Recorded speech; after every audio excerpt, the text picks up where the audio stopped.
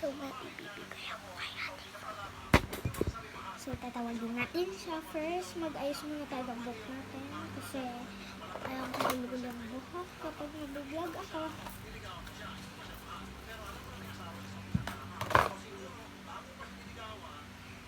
Tawagin na natin siya. Kali!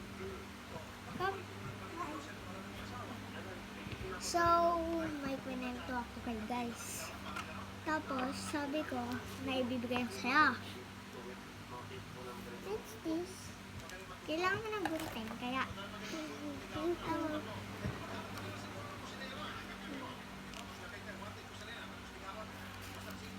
Ginawa ko to, homemade. Let's see. Homemade stickers. Again? Stickers.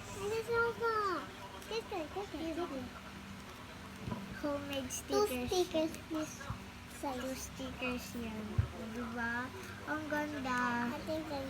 Ilalagay natin sa tumbler na rin. Meron na isa. Ilalagay mo na dito sa Hindi, mamaya. Ito na ilalagay mo. Dito.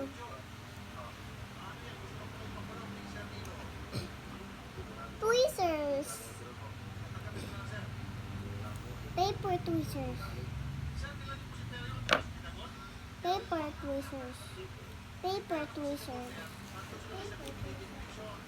So, ayan guys.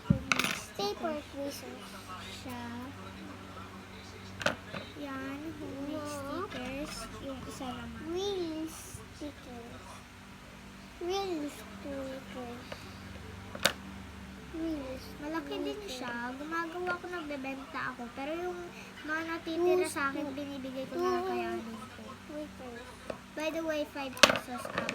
5, 4. O, diba? Ang ganda niya, guys. Dito. Ito naman. O, diba? Ang ganda. Ito, ginawa ko din para sa kanya. Nilagyan niya lang ulit ng tape kasi paubos na. What are you going to say? Thank you, Ate. I want one more. Bye, guys.